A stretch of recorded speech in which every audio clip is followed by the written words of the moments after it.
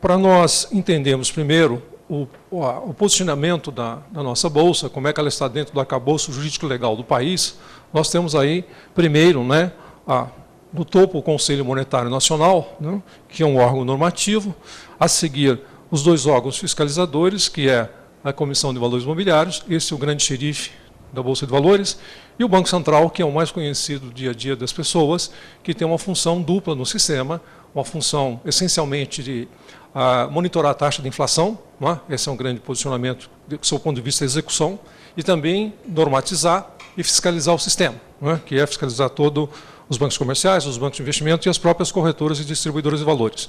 Então, o Banco Central, nessa função é que nós conhecemos. Nós vamos aqui estar falando mais da Comissão de Valores Imobiliários, que é o órgão máximo do mercado de capitais, e para posicionar e ver como é que está dentro dessa hierarquia a BMF Bovespa, logo abaixo, quer dizer, ela é uma empresa listada em bolsa, mas ela é monitorada pela Comissão de Valores Imobiliários. Na sequência, as empresas que são listadas nesse ambiente, né, que no dia a dia estão sendo negociadas, e logo abaixo as corretoras de valores. Então, dentro desse arcabouço, só para nós entendermos como é que é o posicionamento da nossa Bolsa e as demais instituições que fazem parte desse processo. Quer dizer, na condição de um órgão operador, a Bolsa, ela vai estar basicamente monitorando o ambiente de negociação, que é para que nós possamos entender efetivamente a função que a Bolsa desempenha, né?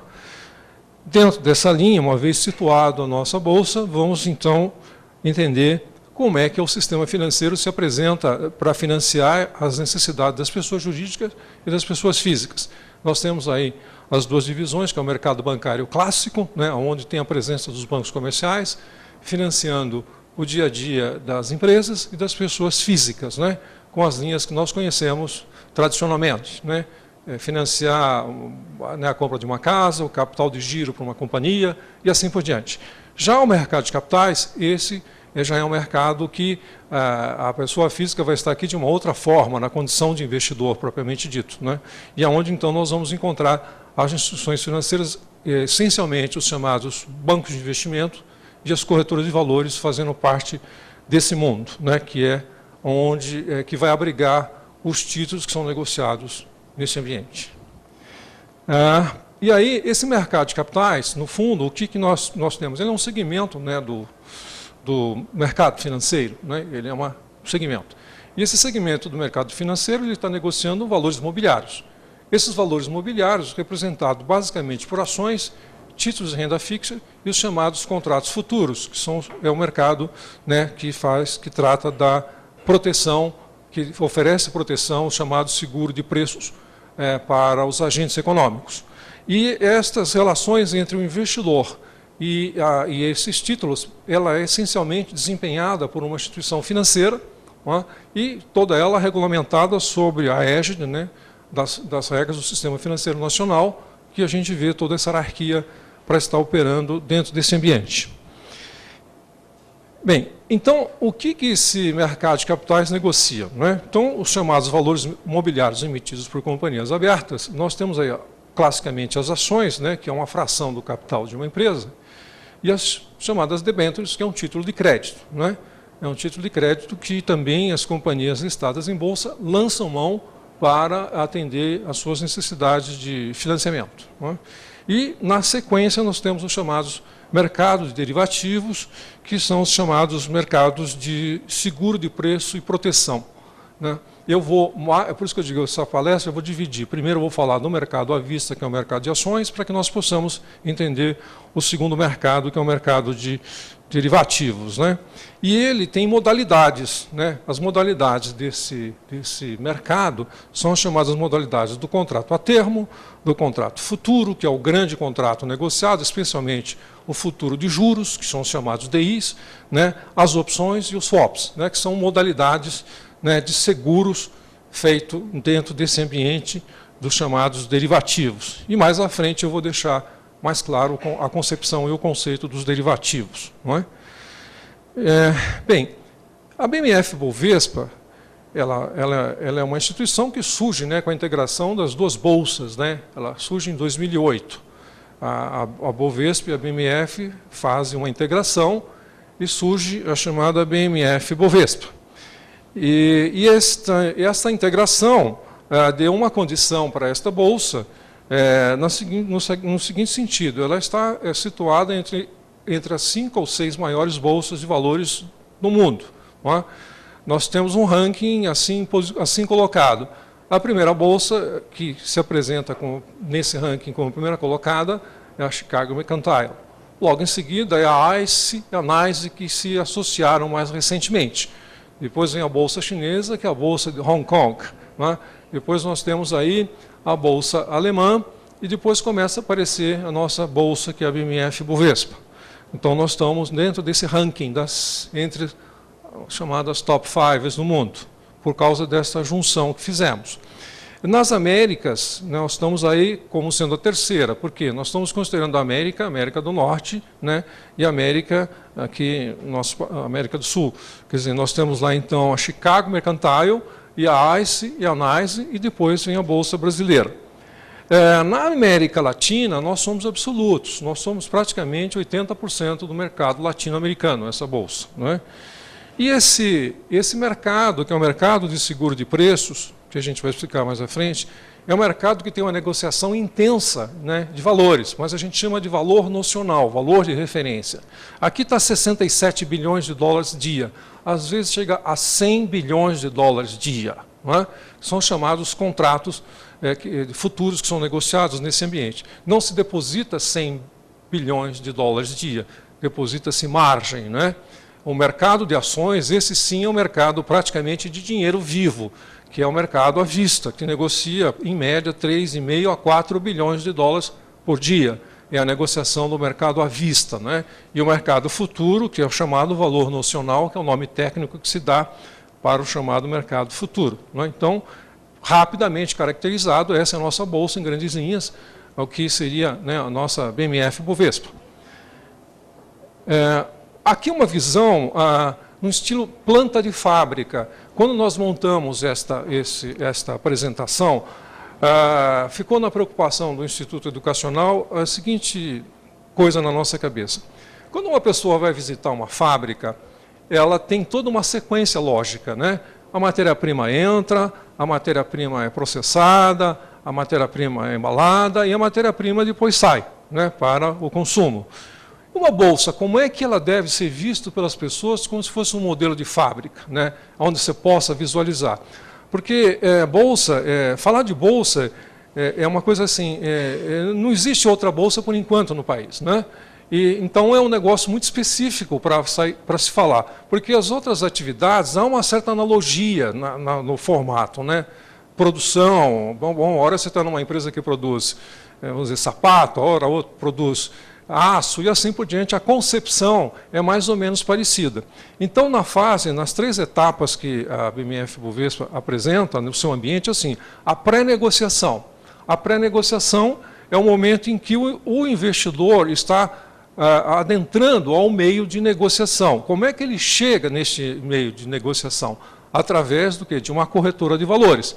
Ele faz uma conexão, seja ela via internet, né, seja ela via mesa. Então ele está entrando, é a chamada pré-negociação. Depois da pré-negociação, ele cai no ambiente de negociação, na plataforma de negócios da Bolsa. E essa plataforma de negócio, aí sim, ela dá toda uma infraestrutura para que os negócios aconteçam lá na máxima visibilidade possível, na maior transparência possível, enquanto ambiente de negociação, deixando bem claro. Não é? E depois que aconteceu a negociação, ela vai cair na pós-negociação. A pós-negociação é a guarda desses ativos que foram negociados entre investidores. Ele entra no processo de guarda propriamente dito, que é a chamada custódia, não é? Que é o momento em que... Então, essas são as 3 fases que uma bolsa desempenha. Né? Esse é o papel, a gente tendo uma percepção de planta. Na sequência, então, nós estamos assim, a bolsa ela tem uma visibilidade, ela é transparente. Por que a bolsa toda hora é notícia? Né? por conta exatamente das oscilações que nós observamos no dia a dia. A gente não consegue ter a mesma visibilidade de um ativo imóvel, ou seja lá um outro bem, que tem a Bolsa, porque a Bolsa é uma janela para o mundo. Ela, a cada momento, a cada milionésimo de segundo, até em função da alta tecnologia hoje. Então, por isso é que a Bolsa traz essa coisa toda na cabeça das pessoas e dá uma sensação, num primeiro instante, de muita angústia, ou coisa que o valha, porque está vendo oscilações constantes. Formação de preço. Ela tem o seguinte sistema. Ela oferece a melhor formação de preço. Paga mais, sai na frente. Vende mais barato, sai na frente. É uma lógica que o sistema eletrônico estabelece e é eletrônico. Não tem como alguém sair na frente em relação a essa concepção. Fiscaliza o ambiente de negociação. Ela fiscaliza o ambiente de negociação antes, durante e depois da negociação, né? E a liquidação. Garante que quem vendeu recebe e quem comprou recebe. A Bolsa é contraparte nos negócios, né? Então, a nossa Bolsa, ela exerce essa função de representar o comprador e o vendedor, de forma tal que essa garantia está efetivada. Para se ter uma ideia, o volume que existe de garantias dentro do ambiente da Bolsa, que ela exige dos agentes econômicos para que eles possam operar nesse ambiente, ele está próximo de quase 70 bilhões de dólares. Para que, se algum participante falhar, essa garantia é acionada. Numa última instância, seria o caixa na Bolsa, né? Numa última instância, né? Aí seria realmente quando todas as defesas tivessem falhado, né? Então, essa é uma questão que envolve o ambiente de liquidação. Quem vendeu recebe, quem comprou recebe efetivamente. Bem, a Bolsa é uma administradora de mercados, ela administra mercados, né? Quais são os mercados que nós administramos? O mercado de Bolsa e o mercado de balcão.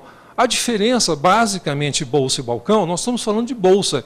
É uma diferença muito pequena no que diz respeito ao nível de informação que uma empresa tem que mandar quando ela opta pelo registro que ela faz na CVM, por ser balcão ou por ser Bolsa, né? Então, o nível de informação que ela passa a fornecer é menor ou maior, dependendo do segmento que ela estiver listado. E também as regras de negociação desse ativo, quanto ela está no pregão, também serão muito apropriadas para as empresas, né, que estão no chamado mercado de balcão, diferentemente do chamado mercado de bolsa, onde as regras são mais intensas ainda, dada a característica desse mercado. E os três segmentos de negociação: renda fixa, renda variável e os chamados derivativos. As operações são realizadas pelas sociedades corretoras de valores. E nós temos, dentro da plataforma renda variável, aí que está, né? Nós temos 5 subdivisões lá, 5 ambientes de negócio dentro da renda variável. Nós temos o chamado mercado tradicional, que é cumprir a lei das SAs e as regras da Comissão de Valores Imobiliários, e os segmentos especiais de listagem, que é a chamada governança corporativa, que eu vou falar um pouquinho mais à frente. E aí nós temos o chamado nível 1, nível 2 de governança, o novo mercado e o Bovespa+. Portanto, 5 portas de negociação dentro da renda variável. Na renda fixa, nós temos o chamado sistema, os títulos públicos e os títulos privados. Os títulos públicos envolvendo especialmente os títulos federais, e os privados são as debêntures, os chamados FDICs, CRIs e assim por diante, né? Então, essa é mais ou menos como é que essa bolsa atua enquanto administradora desse ambiente. Esse é o ambiente que ela monitora, os mercados que ela monitora. E aí nós temos uma divisão, só para terem uma ideia dos ativos que estão fazendo parte dessa grande plataforma, que hoje, inclusive, foi compactada. No passado, as pessoas ouviam falar em mega bolsa, GTS, Bovespa Fix. Isso não existe mais, porque nós temos hoje uma integração desses ambientes de negócio chamado PUMA, Plataforma Única de Múltiplos Ativos, ou seja, numa única tela, um investidor vai acessar esses 4 ambientes, né, dependendo do tipo de mercado que ele atue. E o mercado em renda variável, o grande referencial são as ações, não é? Depois nós temos os chamados ETF, que é comprar o índice Bovespa na forma de cota. as empresas estrangeiras que captam dinheiro no país, que são os chamados BDRs, né? Assim como o Brasil faz o inverso e vai para o mercado americano com os ADRs, né? As cotas dos fundos fechados, que são os fundos imobiliários. Depois, na renda fixa, nós temos a subdivisão debêntures, notas promissórias e os chamados títulos públicos federais. E também a chamada securitização, que eu chamo de um descontão sofisticado de duplicata, basicamente pela característica que envolve um CRI e um FDIC. E depois o chamado mercado de seguro de preços, que é o mercado dos derivativos, que vai oferecer seguro de preços para a indústria, para o agronegócio, basicamente, né? Essa é a proposta desse mercado de derivativos. Não é? Então, esta plataforma de negócio acomoda este ambiente de negociação que hoje chama-se PUMA. Né? Não existe mais aquilo que tradicionalmente as pessoas conheciam no passado. Então, só vou pedir licença para pegar um pouco de água, porque minha boca está secando. Então, na concepção da classe, espécie de ações que são negociadas no nosso ambiente, né, nós temos as ONs e as PNs, né, e a ON com código 3, a PN com código 4, e ON e PN porque no meu nome, no meu CPF, né, essa é a essência. Porque no passado existiam as ações ao portador, elas acabaram no governo Collor, nem tanto por iniciativa do presidente Collor, mas mais pelo aspecto que envolvia o problema do anônimo financiar terrorismo, lavagem de dinheiro, etc., etc. E a regra era o seguinte: bem, Brasil, você é um país que reza o mesmo credo de outros países, portanto, a sua bolsa terá que dar visibilidade para os CPFs que lá aplicam, né?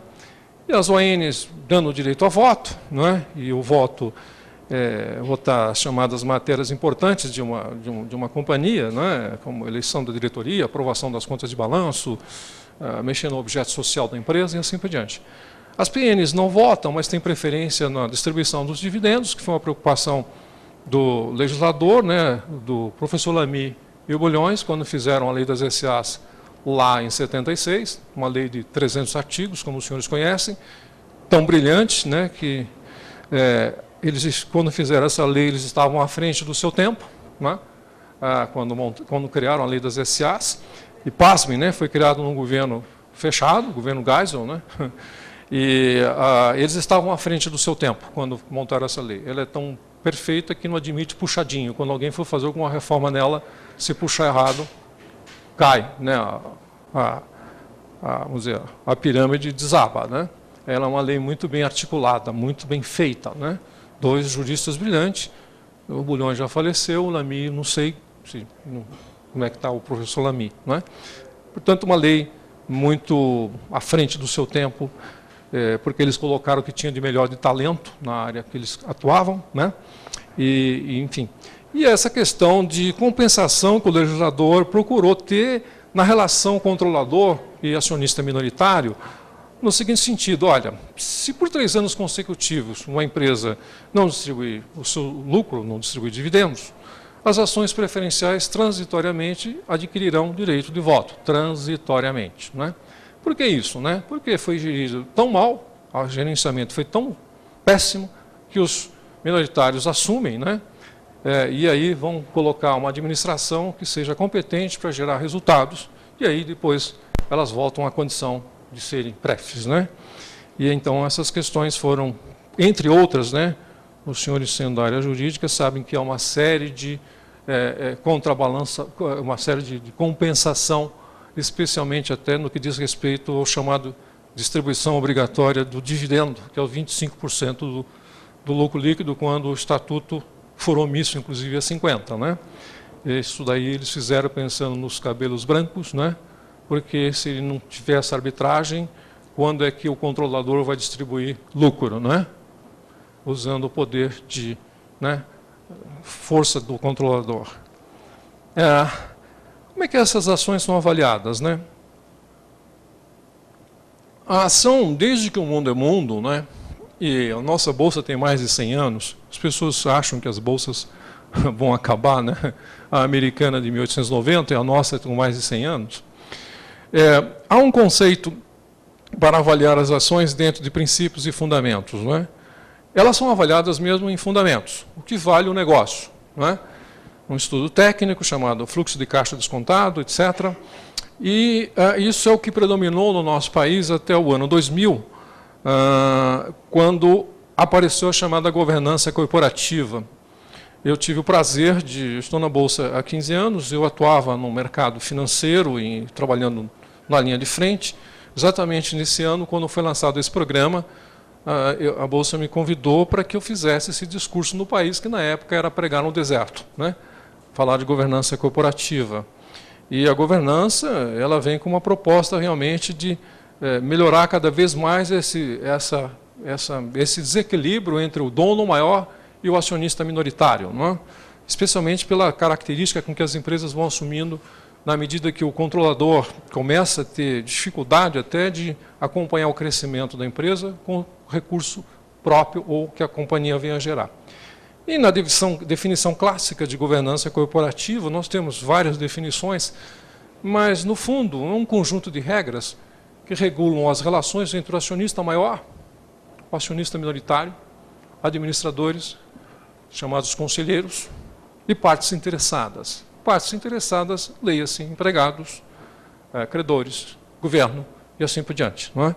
Então, a governança vem com essa proposta de trabalhar esse alinhamento de interesses. Caro executivo, a regra é o seguinte. Primeiro, mandamento número 1, sobrevivência da empresa. Mandamento número 2, acionistas. Mandamento número 3, empregados. Depois você. Se você não proceder dessa forma, você vai ser convidado a se retirar pelo Conselho de Administração. Isso, governança no sentido estrito da palavra. Nós ainda somos muito jovens no nosso país com governança, tem 10, 11 anos. Os países anglo-saxônicos já vêm desde o início dos anos 90, e governança é algo, fala-se muito, mas às vezes é fácil falar de conselho de administração independente, no papel o problema é na prática. Como é que o conselho vai atuar na monitoração dos CEOs, que são os executivos, para que esse alinhamento de interesse efetivamente seja cumprido, não é? E aí a hora da relação acionista maior, e conselho, e executivo, e a autonomia do conselho de administração para poder defender o alinhamento de interesses da companhia. E fala assim mais qualidade de informação, que é antecipar a informação, e direito de acionistas, né, que é basicamente dar direito de voto para as preferenciais em algumas situações. Bem, uma visualização de como ocorre um aumento de capital, aqui essa figura aqui para mostrar como é que uma empresa no estágio 0, uma SA de capital fechado ou uma limitada, vem para a Bolsa buscar recursos da poupança popular. Nós temos ali um patrimônio que está na condição ainda de uma empresa fechada ou familiar. Essa empresa vai ter que buscar registros na Comissão de Valores Imobiliários de companhia aberta, não é? Registro da emissão que ela vai fazer e um registro junto à Bolsa de Valores para ter autorização para os seus ativos serem negociados nesse ambiente. Existe uma série de regras, uma série de normas, não vou entrar aqui no mérito de toda a normatização, porque a proposta não é essa aqui, é uma palestra, né? E uma vez atendido essas exigências, essa empresa, então, ela pode chegar aqui, que é o IPO, que é uma expressão inglesa, Initial Public Offering, que é a oferta pública inicial de ações, no bom português, né, que vai chegar na mão do investidor. E nunca chega de forma direta, ela chega por meio de uma corretora de valores. É um intermediário entre esse investidor. Então, portanto, essa é a maneira como uma empresa chega na Bolsa, dentro das regras e das normas que regem o nosso país. Nós temos a figura do mercado primário e do mercado secundário, que o nome está dizendo primário é a primeira vez, são as empresas que estão chegando na Bolsa, né? E não se chega na Bolsa sem mais, sem menos. Chega-se na Bolsa cumprindo uma série de regras legais e contábeis, né? E atendendo às exigências da Comissão de Valores, da Bolsa de Valores, para fazer uma captação no mercado. Então, primário é a primeira vez, é ação na mão do investidor, dinheiro do caixa da companhia. Essa é a diferença do primário. O mercado secundário, esse é o mercado da Bolsa. Se nós formos definir o que é a Bolsa de Valores é um mercado secundário de ações, porque ela é um ambiente onde as ações são transacionadas. É troca de propriedade entre os investidores. Não é? Então, dentro de um ambiente eletrônico de altíssima tecnologia, né, as pessoas hoje compram e vendem ações até pelo iPhone, é o máximo da tecnologia. A nossa Bolsa tem uma tecnologia de padrão mundial. Nós estamos inseridos no cenário mundial com um padrão tecnológico de altíssima qualidade, né? E eu costumo dizer que a Bolsa brasileira, ela chegou num nível tal, sabe aquele avião, nós somos um avião de uma sofisticação tal que, infelizmente, até o momento não tem o devido campo de pouso para esse avião descer, dadas as circunstâncias que ainda o nosso país vive. Poupança, cultura, etc, etc. Então, você tem um avião, como se fosse aqueles aviões americanos máximos, né, que eles chamam lá do Blackbird, o avião negro lá, que quase voa sem tripulação. Não é? E a nossa Bolsa está com uma qualificação tal que é isso, ela está sendo até um desperdício no sentido de não ter o campo de pouso para esse avião, no sentido de cultura, capacidade de poupança do nosso povo e uma série de coisas. Então, esse é o chamado secundário. Então, a Bolsa, se formos definir, é um ambiente eletrônico de negociação de altíssima tecnologia, onde investidores compram e vendem ações e trocam de propriedade. Então, aí é dinheiro na mão de quem vendeu e ação na mão de quem comprou. E a empresa não passa por isso, né? A empresa só passa no primeiro estágio. Agora, ele é extremamente importante, porque ele dá a chamada valoração da companhia, ele expressa, aí os investidores vão precificar essa empresa dentro desse mercado, dentro de critérios chamados critérios técnicos, né? Muito bem, e esse novo mercado e os níveis diferenciados de governança corporativa, essencialmente, ele é uma proposta que as empresas, de forma espontânea, vêm oferecer para os investidores, na relação investidor-companhia, mais do que a lei das SAs, mais do que as regras da Comissão de Valores Imobiliários, espontaneamente na relação acionista e investidor. Para que isso? Para colocar o Brasil dentro do arcabouço jurídico legal que o mundo cobra na relação acionista-empresa, acionista-controlador, né?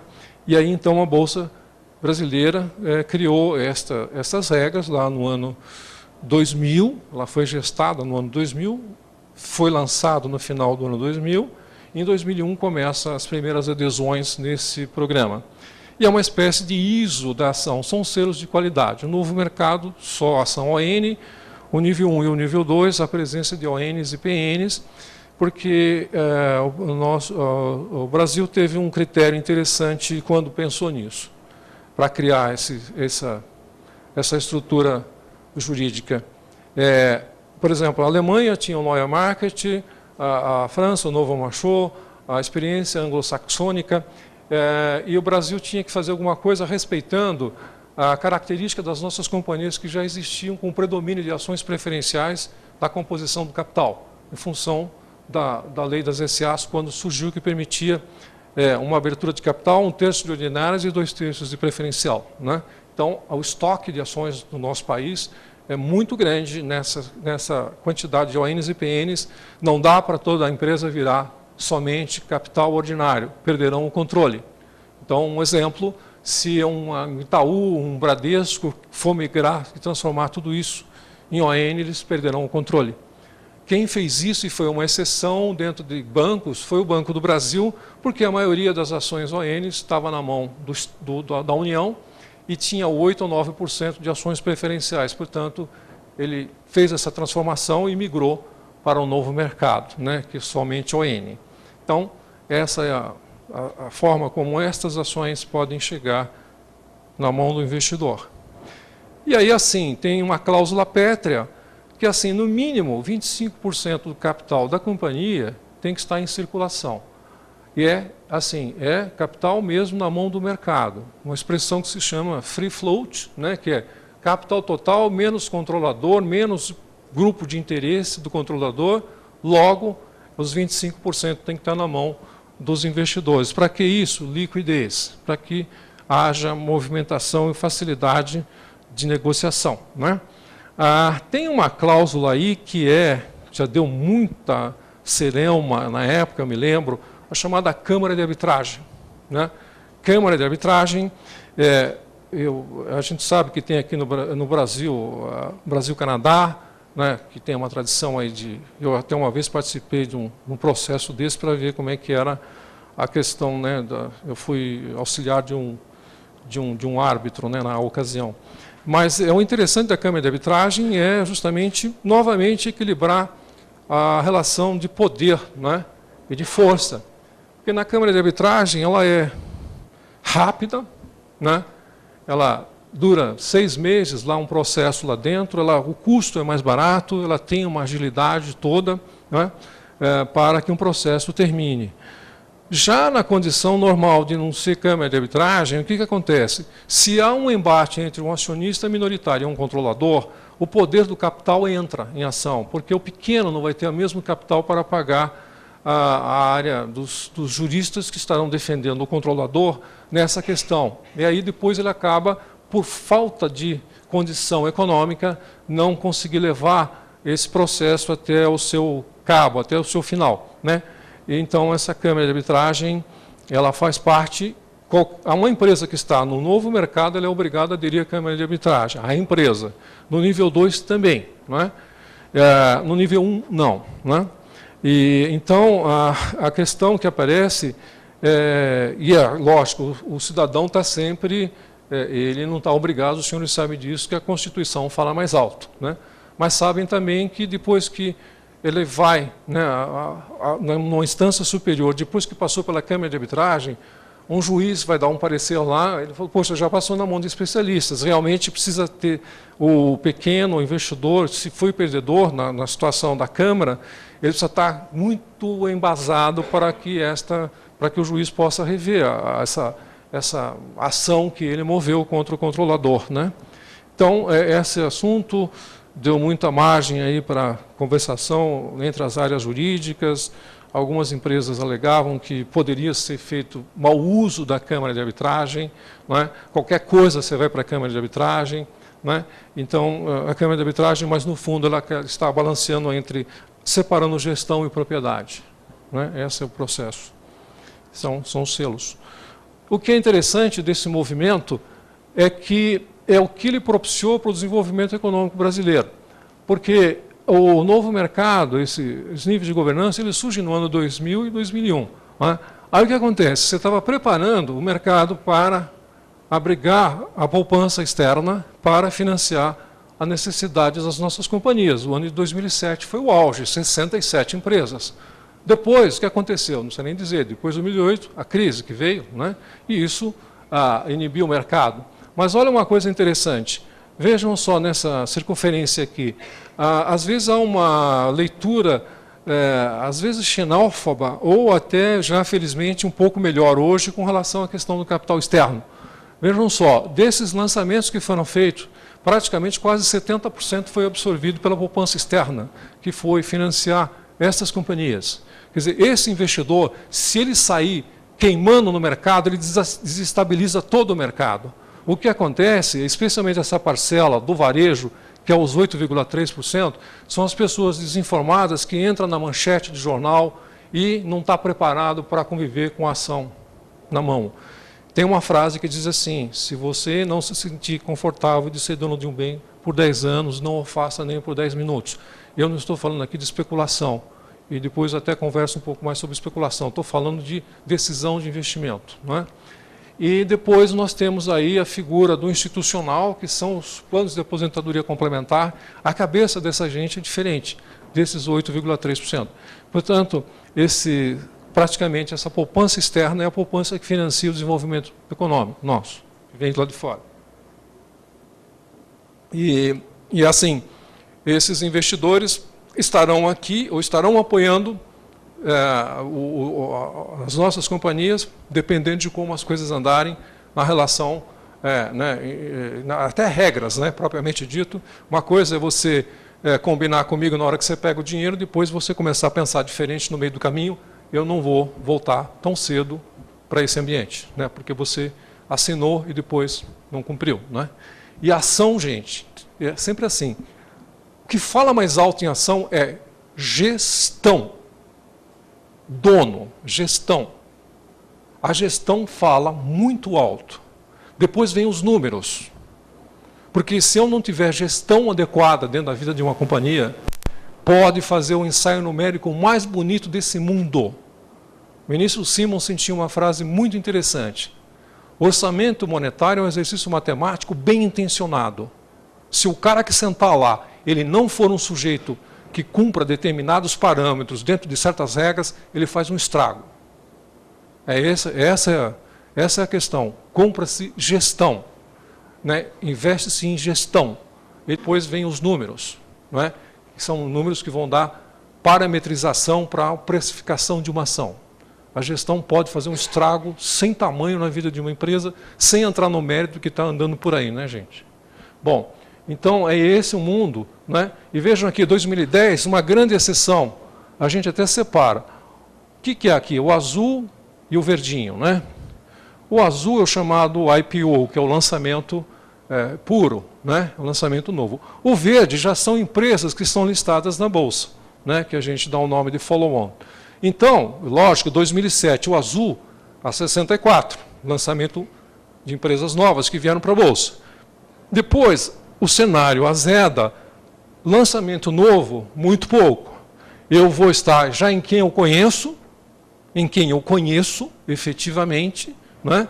E essa exceção dos 150 bilhões de dólares, 75 bilhões foi Petrobras. E a gente não considera isso aqui como sendo uma coisa que foi a realidade do mercado de 2010. Ele tem uma excepcionalidade. Não é? Então, nós estamos pegando o que é realmente o mercado puro aqui, na sequência. Não é? Então, a gente faz uma avaliação adequada desse processo. Não é? Muito bem. E as empresas, por que elas abrem o capital, né, gente?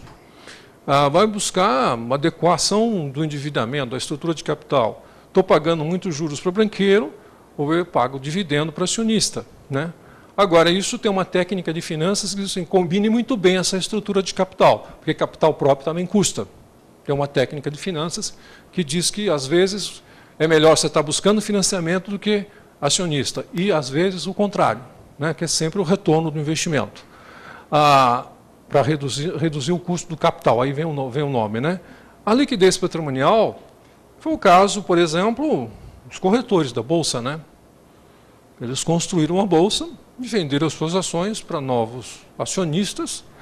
Hoje a nossa Bolsa é assim, tem quase 70 mil acionistas, esse capital é extremamente pulverizado, um capital de 2 bilhões de ações ordinárias aproximadamente. 4 fundos têm mais ou menos 10% desse capital, e o restante está na mão de milhares de acionistas, e os corretores estão abaixo de 5% desse capital, que no passado tinham a hegemonia desse capital. O que eles fizeram? Né? Venderam. E por que isso? Viram que não daria para acompanhar o financiamento ou das necessidades que essa empresa exigiria em prosseguir o seu crescimento, porque não teriam mais dinheiro do seu bolso para financiar o crescimento da empresa. Não é? E a imagem institucional é uma decorrência. Muito bem. Olha um dado interessante aqui de como é o mercado de capitais vis-à-vis BNDES. Né? Nós temos aqui o verde, o BNDES, e o azul, o mercado de capitais. E o mercado de capitais, leia-se, não é só ações. O mercado de capitais é renda fixa e ações. Não é? Às vezes essa leitura fica mal entendida pelas pessoas. Então, o BNDES, ele vinha até aqui, até 2005, 2006. Já em 2005, nessa passagem aqui, o mercado de capitais começa a superar o BNDES para financiar o desenvolvimento. E aí depois, a lua de mel da Bolsa, né? Liquidez internacional, muito dólar no mundo, rodando. Aí o que acontece? Foi indo, né? Aí nós temos o auge aqui em 2007, 130 bilhões de reais contra 65 do BNDES. Aí, qual é a distorção de 2010? A operação da Petrobras. Isso não é o mercado real. O mercado real, ele começa a aparecer já em 2008, quando os governos entram para atender as necessidades de mercado. Tanto aqui no Brasil como nos mercados internacionais. Isso aconteceu com a crise de 2008. Não é? não teve jeito, o governo entra e aí o BNDES volta a superar e tendo uma presença forte e o mercado de capitais do jeito que está vivendo nos dias de hoje, né? É um país que tem toda a condição e já mostrou essa condição de recepcionar o capital de risco e de investidores lá de fora, mas está vivendo não só os reflexos ainda do chamado 2008 e com tudo que nós estamos observando por aí, né? É uma decorrência. Então, o BNDES então, ele assume essa condição de financiar o desenvolvimento, né, que é o verde, e o mercado de capitais encolhido, que é o mercado de ações. Nessa estrutura do índice Bovespa, que passou por uma modificação no seu critério, né, recentemente, e aí a gente ouve de tudo, né? Foi por conta da OGX. Isso é muito pobre para dizer que a Bolsa Brasileira mudou o critério do índice Bovespa só por conta desse episódio. Isso é uma metodologia que vem atender a uma demanda mundial, como é que o mundo olha. Para vocês terem uma ideia, o Dow Jones, que é o famoso Dow Jones lá, que a gente conhece, das 30 companhias, ele já não é mais o preferido dos investidores internacionais para ser o referencial. É o chamado S&P 500. Quer dizer, e assim já estava acontecendo no mercado brasileiro. Já estava se achando que o Ibovespa não estava refletindo aquilo que os gestores achavam como mais adequado na metodologia para avaliar a performance das ações, né? E aí foi dito que era por conta de um evento da X, etc. Não, foi um estudo técnico feito olhando o mundo. Eu não posso ficar fora do mundo para dar um balizamento para os investidores. E aqui nós pegamos uma leitura do índice Bovespa de 94 para frente, quando foi a edição do Plano Real, né? E até julho de 2014. Aqui está em unidade de dólar, né? $1, 2 até 5 dólares. Né? E aí a gente diz assim, bem, se você pegar uma unidade de dólar, colocar, investir, comprar dólar aqui, nesse julho de 94, passado todo esse período aí praticamente de quase 20 anos, esse dólar hoje ele vale 33 cents de dólar. Quer dizer, você comprou dólar, acertou o dia, pôs no colchão, perdeu para a inflação, porque isso aqui é de real, nós estamos deflacionando pelo IGPDI, né? Então, o poder de compra que o dólar tinha aqui, hoje ele só tem um poder de 33 cents de dólar. O dólar, ele não tem a característica de investimento, ele é reserva de valor. O dólar é a famosa dupla verde e amarela, dólar e ouro. Quando você alonga isso no tempo, você vai ver que ele perde para outros ativos. É isso, você pode acertar o dia, mas se você... A gente não está falando do sujeito fazer arbitragem de dólar. Arbitrar dólar é uma coisa. Ter dólar como investimento é um outro conceito. E usar dólar para medir ativos também é um outro conceito também, né? Para você ver o bem quanto valia em dólar no ano X e quanto ele está valendo em dólar hoje. Mas aí é o bem precificado em dólar, e não o investimento. Nós estamos falando de investimento. E por que tem que ser longo assim? Porque eu não posso ver as ações na semana, na quinzena, no semestre, nesse estudo que foi feito. Eu não estou falando ainda de especulação, né? Muito bem. Aí a poupança, uma unidade de dólar, passado esse período todo, ela está com $1 de 32 cents de dólar. Ela cumpriu um papel. Quando nós trabalhamos matematicamente essa expressão, é assim, nós temos que fazer raiz 20 de 1,32, raiz, né, de 1, raiz 200 de 1 é 1 e assim por diante. Então, deu média anual, dentro desse critério, 1% no ano. Né, deu 1%, média, né, de rendimento. O Ibovespa, medido pelo Ibovespa, ele teve um momento em 2002 e 2003 que ele perdeu para a poupança e para o dólar. O que acontecia em 2002, né, gente? Primeira eleição do presidente Lula. O dólar bateu 4, o risco país foi a 2.500 pontos e saía dólar que nem água do país na época, e as reservas brasileiras estavam muito assim, né, ainda dinheiro do FMI. Hoje, praticamente quase 400 bilhões de dólares de reserva e que não se formou da noite para o dia. Essa é a verdade. Isso tem uma história, né? É fácil dizer que se formou essa reserva assim, pá, né? Não se formou. aí houve um momento em que a Bolsa perdeu, lógico, óbvio, dólar lá em cima.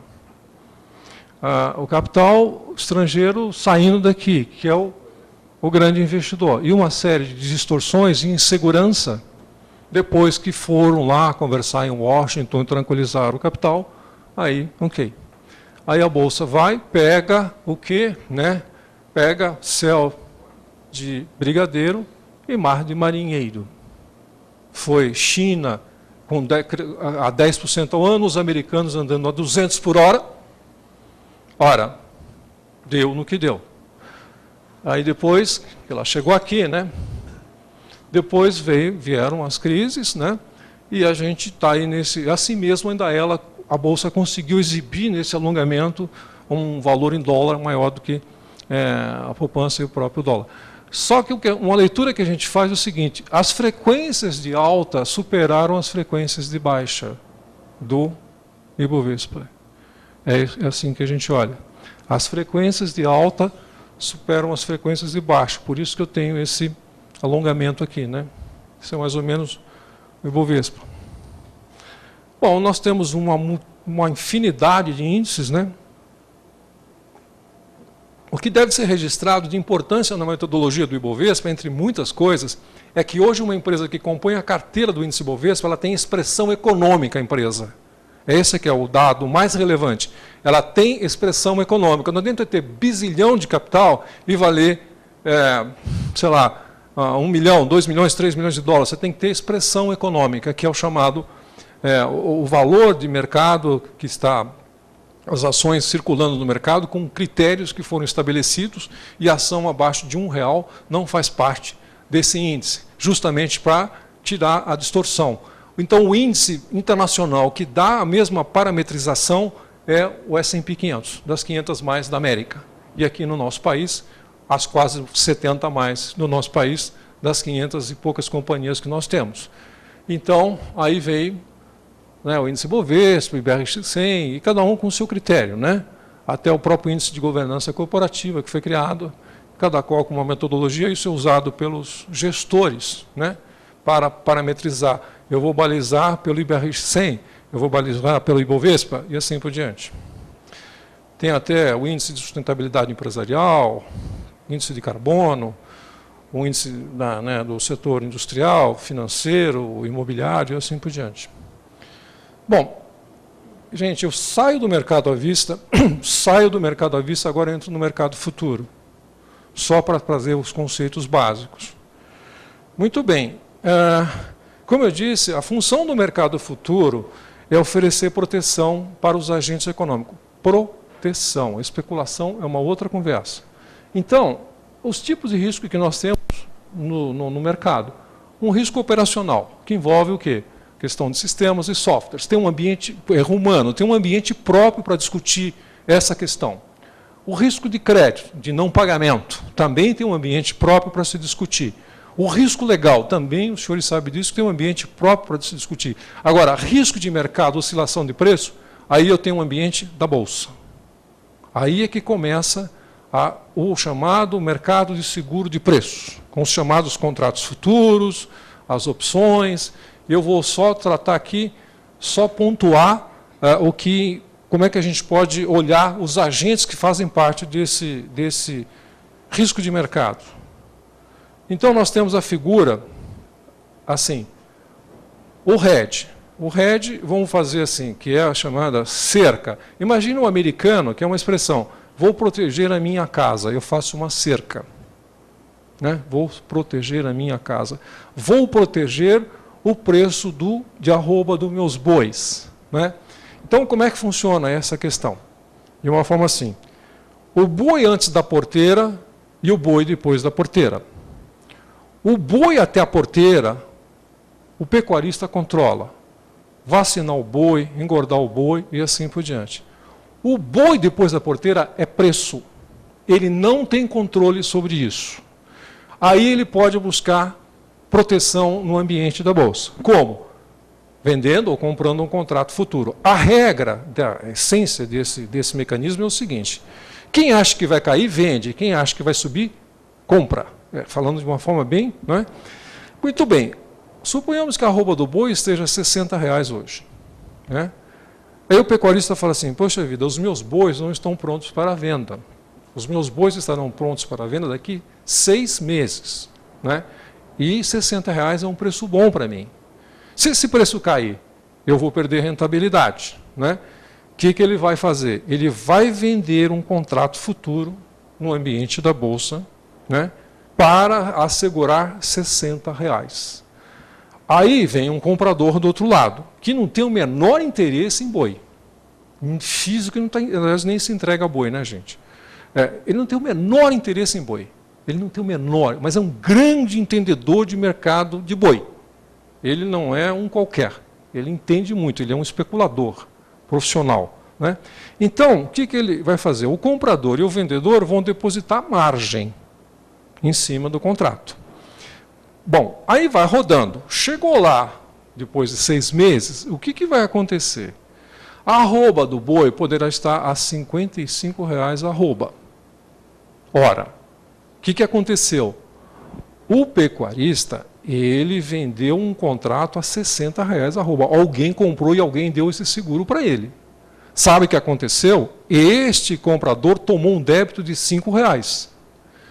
Para quem que ele vai vender os bois? Para esse sujeito que já perdeu R$5, vai vender para o frigorífico, sai direto para o frigorífico a R$55 a arroba. É o mercado físico. 55 no frigorífico e 5 da margem, 60. Ele travou. Bom, e o comprador? Né? Não deu certo para ele, porque ele é um especulador. Bom, vamos fazer a situação inversa. Foi a R$65 a arroba do boi. Ora, o pecuarista tomou um débito de 5. Poxa, então ele perdeu 5. Não perdeu, porque ele vai vender a arroba do boi a 65 para o frigorífico. Logo, 60. É assim que funciona esse mecanismo de proteção.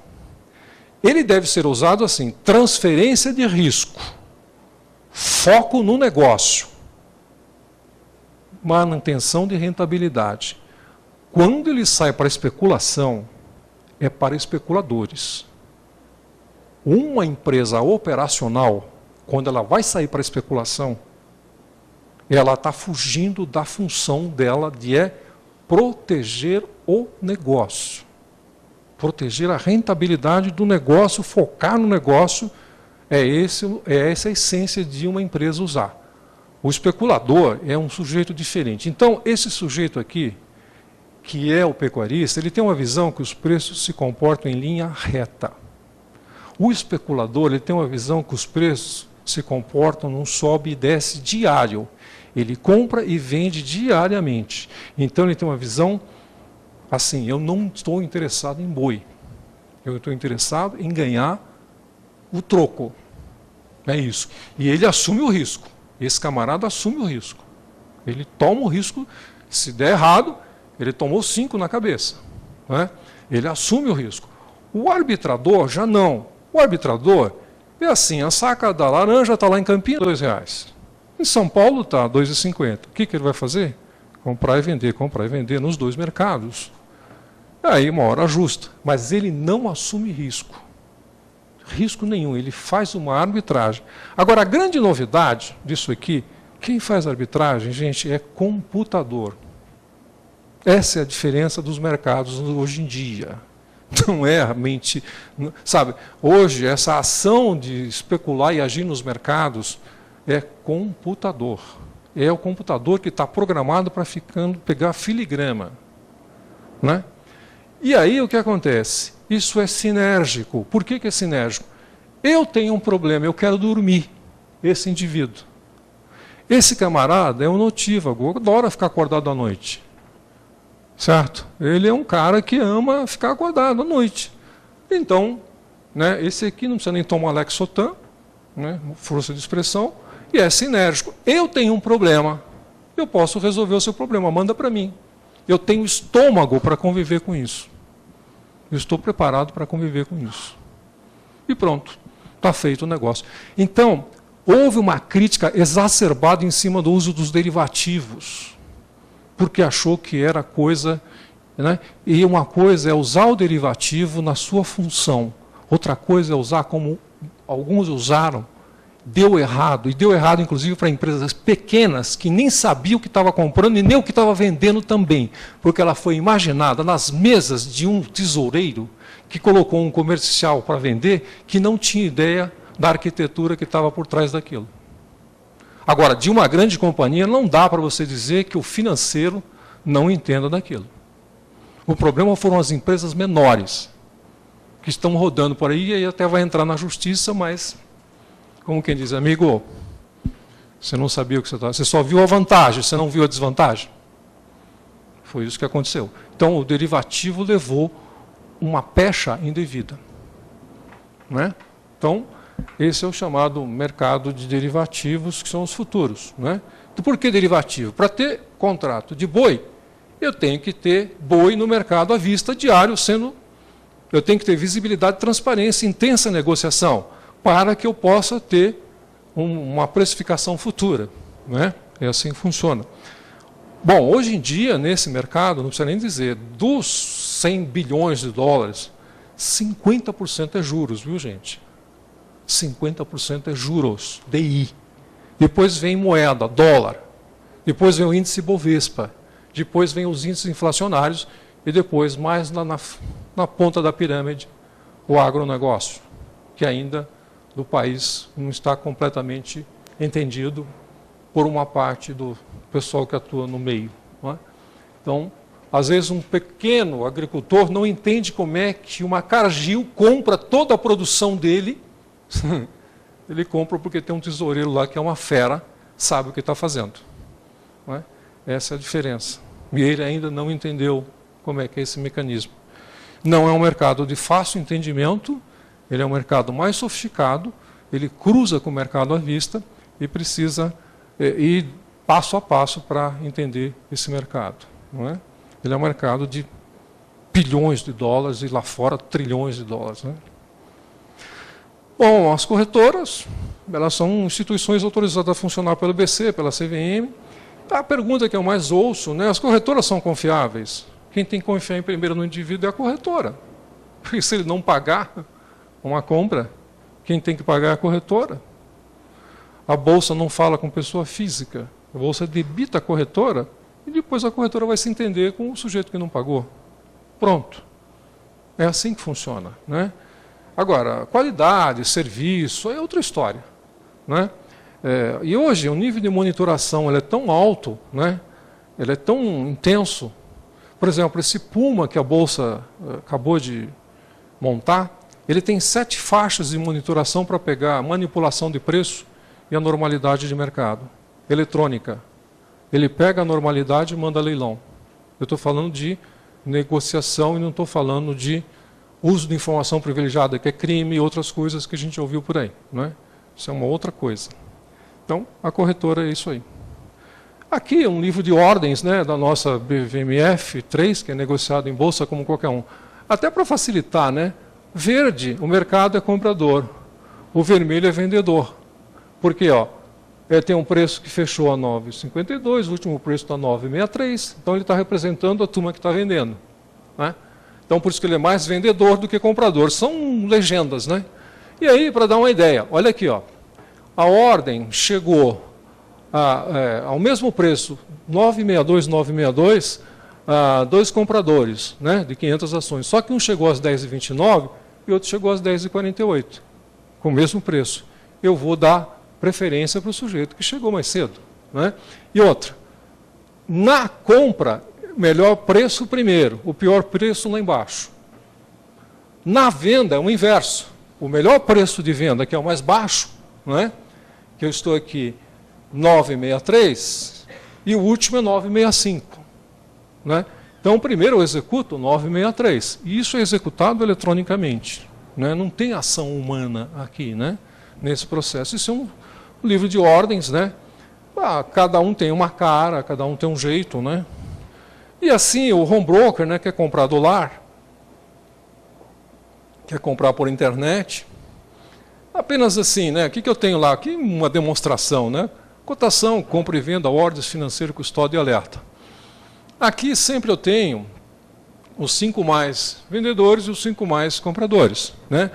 de uma ação da Petro, que simbolicamente estava a 105, né? Então eu tenho lá os preços de compra de R$ 103,51 a R$ 102,90, respeitando sempre o melhor pagador. No vendedor, R$ 103,90 a R$ 104,39. Quer dizer, esses dois tendem a ser os primeiros negócios. Depois, o que eu tenho aqui? Eu tenho uma espécie de eletrocardiograma da Petrobras. Ela está 102 e 105 variando um pregão anterior e o pregão que está em curso. Dia anterior e o pregão atual. Essa tela está mostrando isso para o investidor.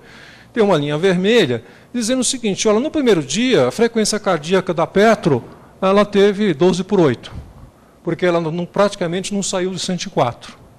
Quando chegou no pregão do dia seguinte, entre 12 e 13 horas, teve uma baixa de pressão, R$ 102.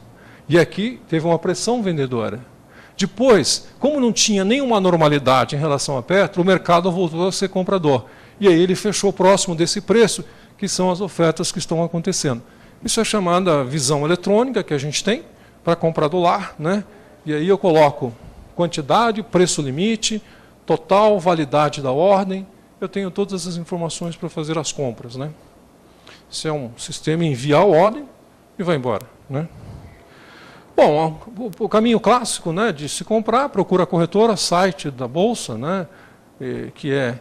Uma vez eu estava dando uma palestra, eram deputados, aí um deputado levantou lá, a questão professor, esse país é tão grande, o camarada compra por amigo, e como é que é na Bolsa, né? Eu falei, amigo aqui na Bolsa, meu caro excelência, é o site oficial, esse é o amigo na Bolsa, site da CVM, e site da Bolsa de Valores.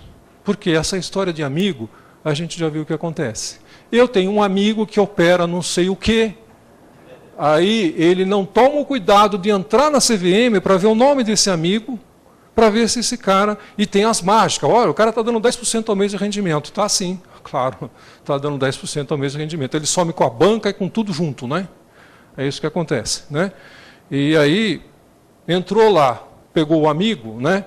Entra no site, se ele não for, né, cadastrado lá, não entre, preste um serviço à sociedade e denuncie o camarada, né? Que é isso que tem que ser feito.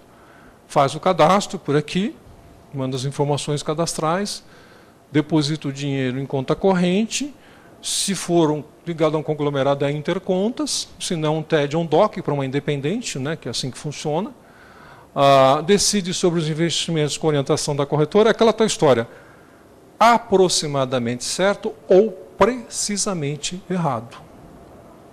Ora, se um sujeito é um técnico que estuda lá as empresas, ele tem uma formação toda para dar uma opinião sobre um ativo, poxa vida, ele deve estar aproximadamente certo. O palpiteiro de corredor, precisamente errado. Essa é a diferença entre as pessoas. E outra frase, o investimento deve ser racional. Se você não for capaz de compreendê-lo, não o faça. É impressionante como é que as pessoas entram em coisas que não entendem. Não entendeu? Não entra. É simples. Não está claro para mim. Eu não entendi que é aquela questão, a expressão que está usando a Comissão de Valores Imobiliários criou aí a tal do suitability. Avisa o pequeno que ele está entrando num fundo de alto risco. E o camarada entrava lá. Né? Avisa ele que se houver uma trombada, ele vai ter que botar dinheiro aqui. E agora, então, separou lá o varejo, não sei o quê, quer dizer, essas coisas que o mercado traz, né? Aproximadamente certo ou precisamente errado. A gente diz assim, né? Para investir em bolsa tem 3 características, né? Disciplina, paciência e memória. A memória para quê? Para saber que tem que ter a disciplina e a paciência quando o mar não tiver para peixe, né?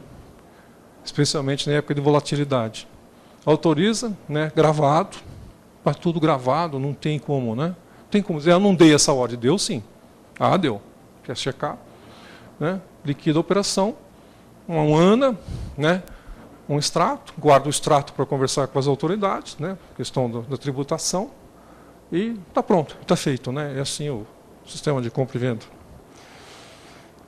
Por que a Bolsa brasileira tem a condição que tem e está difícil de uma outra bolsa entrar aqui? Ela é uma bolsa integrada, verticalizada, vamos explicar isso. A Bolsa americana, a Bolsa Nasdaq, que agora se juntou com a ICE, que pode ter a possibilidade de É assim, as bolsas lá, elas têm a plataforma de negócio. Plataforma. Montar uma plataforma é uma maravilha. Agora, eu tenho que ter o sistema de compensação e o sistema de liquidação, que tem que ser verticalizado. A Bolsa Brasileira tem um modelo único no mundo. Daí o diferencial da Bolsa Brasileira. Por quê? A Bolsa Americana, lá, a NYSE, quando ela ia entrar no sistema de liquidação, ela tinha que terceirizar, ela tinha que buscar alguém que fizesse esse serviço. E a Bolsa Brasileira chega num limite tal que ela tem a leitura do investidor final. Ela sabe, e lá não, a Bolsa Americana não acaba não sabendo quem é o indivíduo, porque para na corretora. É a Bolsa que faz o link, que vai na corretora, que vai ter a visão do indivíduo. A Bolsa Brasileira não, ela sabe quem é quem aqui nessa história. Ela vai no limite da pessoa, do CPF. Então, é uma bolsa verticalizada. Eu tenho a plataforma de negócio, eu faço o sistema de compensação e eu liquido. Garanto que quem vendeu, recebe. Quem comprou, recebe. Por isso que se chama-se uma bolsa integrada, né, verticalizada. Esse é um grande diferencial da Bolsa Brasileira. E a grande briga de outra bolsa vir para cá é usar essa chamada clearing, que é esta fase aqui, pós-negociação. É o ambiente mais rico. É controlar a custódia, pagamentos, etc. Essa é a parte rica. Né? E a tecnologia também. Tudo bem. Bom, volume de participação dos investidores. No mercado de ações, aí, o estrangeiro está pesado. Não precisa nem dizer por quê. Depois nós temos as físicas, que já nos momentos assim, né, melhor, vai para 20%, 25%. As instituições financeiras, os tesoureiros, os fundos de pensão e as empresas com incursões periódicas. Estou terminando já, viu? Fechando. Fica à vontade, imagina. Fechando. Então, ele é um mercado que hoje está assim. Nós temos aí, já tivemos um momento melhor de pessoas físicas na Bolsa, né? 560 mil CPFs, que dá 0,35% da população. Mercado americano é 50%, China, Coreia e outros mercados, os números são muito elevados, né? Houve um auge aqui, depois o pessoal se assustou, né? E aí a gente teve uma queda. Estamos ainda aí, apesar de tudo que está sendo feito a nível de esclarecimento, né? Esse mercado de derivativos, ele é de pessoa jurídica, essencialmente. Instituições financeiras, os planos de aposentadoria complementar, o estrangeiro, as empresas e os indivíduos. Sabe o que esse indivíduo vem fazer aqui? Arbitrar o índice Bovespa. Ele trabalha também, ele tem uma carteira de ações que é composta pelo índice Bovespa. Eu acho que vai cair a bolsa. Eu vendo o índice Bovespa, né, para me proteger se houver a queda, para compensar a desvalorização das minhas ações. Isso é chamado dólar também, opção de dólar, opção para ter dólar na mão. Então, para esse pequeno investidor, surge a opção de dólar, por exemplo, e o índice Bovespa, né, que dá para mexer com o mercado futuro.